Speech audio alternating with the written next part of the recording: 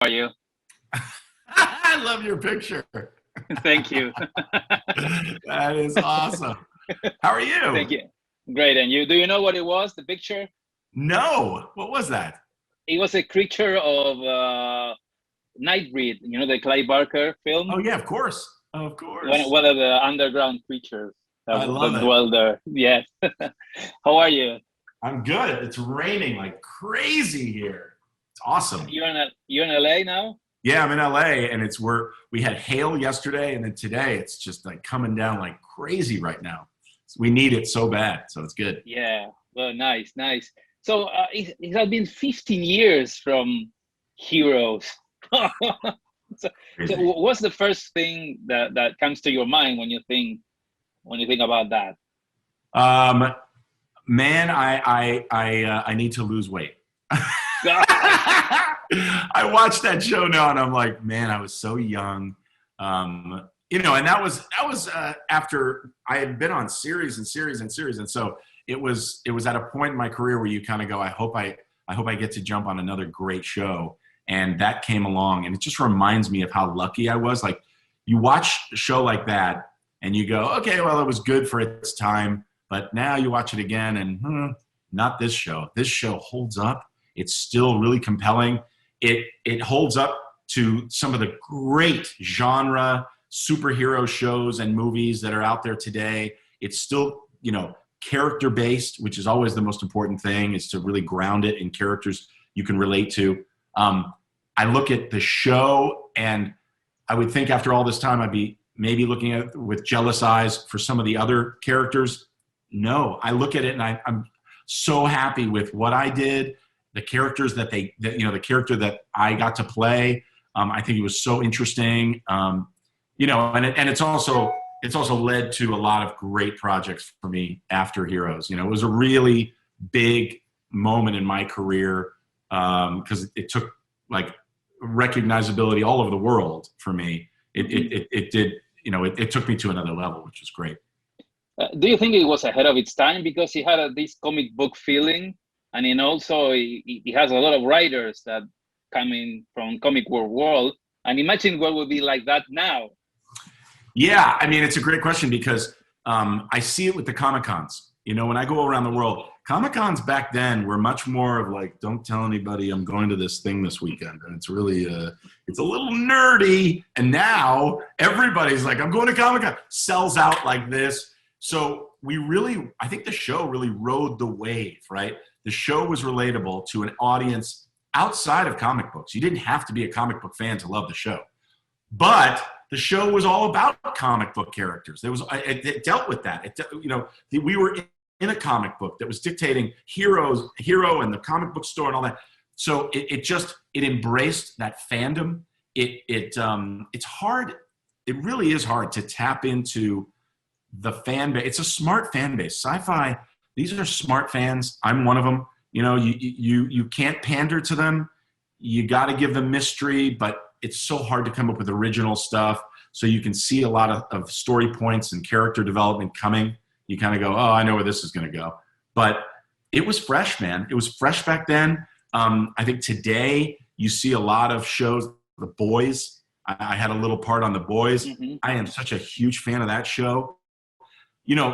You couldn't have done The Boys back when we did Heroes because The Boys is all about the power that comes from social media and the power that comes that these superheroes are feeling. Superman had it in a way because it was like, oh, look up in the sky. The newspaper. You had the newspaper as a way of telling story and showing how the world is reacting to these superheroes. The Boys, man, it's like it's out there. They're embracing it. They're using it as just as much of a power as that. Heroes, the end of Heroes is when the world discovers that we have these powers. So we could launch another 4 years of those characters today based on, especially now, the power of social media and the immediacy of knowing that these people have these powers.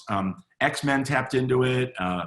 It's great. I think it would, and it does. That's why they're relaunching it in Latin America and other places all over the world. It definitely stands the test of time.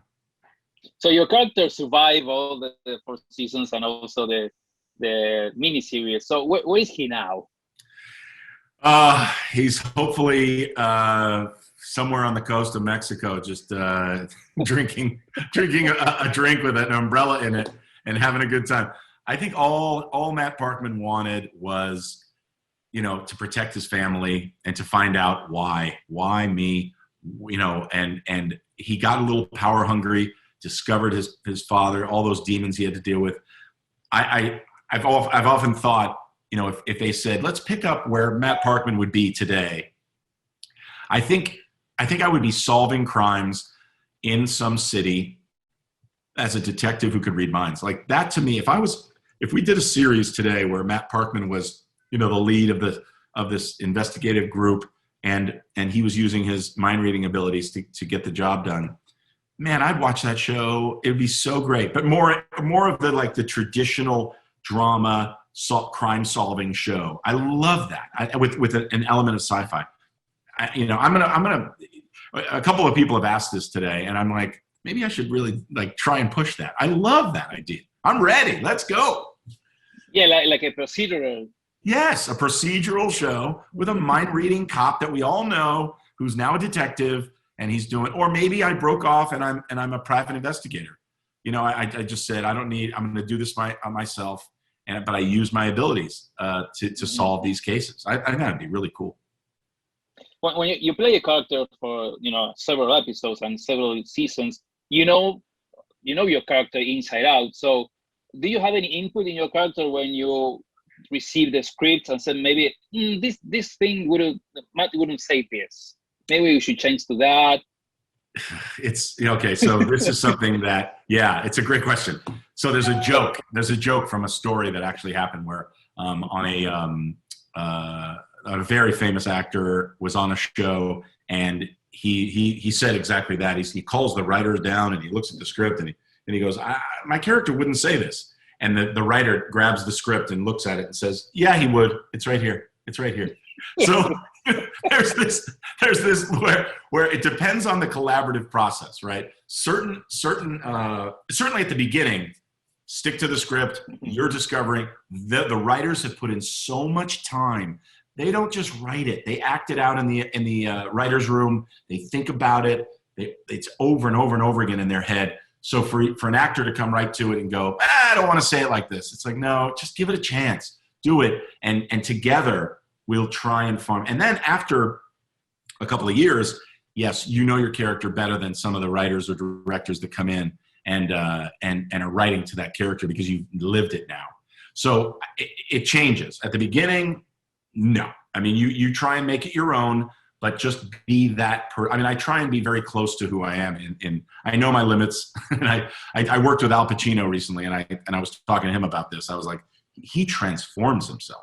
I'm pretty much Greg Grunberg as a mind reading cop, or I'm very similar to who I am. That's my acting style, and I love it. I love being that relatable and easy to understand and connect with. But you learn because of that. You become much more in tune of what they would and wouldn't do. And sometimes a reaction, like something is written and it's way out of character. It just seems like, what? I wouldn't really? And only those moments. And I never do it on set. I always do it when I first get the script. I'll call Tim. I remember I would call him and just go, can I just ask you about this one line? It's kind of bumping me. I don't know how to. And then he would explain it. And then he'd be like, all right, why don't I change it to this? So, there's just political ways of handling it, rather than just not saying, I won't say this. This is not the way my character, that's not the way to handle it. I'm a nerd. I have a box of them. I sign them for people. I love them. And I use them for charity. I use a lot of that stuff to raise money, especially the Star Wars stuff. I mean, Star Wars and Heroes, those two action figures are, you can't find, some of them you can't find. Lego. I'm it's so funny to see myself as a Lego. It's ridiculous. Wonderful. Thank you so much, Okay. Sebastian. Sadly, the time is thank you. It was an honor to have you today. Thank you so much for joining. Thank you, Greg, and good luck with everything. Thank you. You too. You too.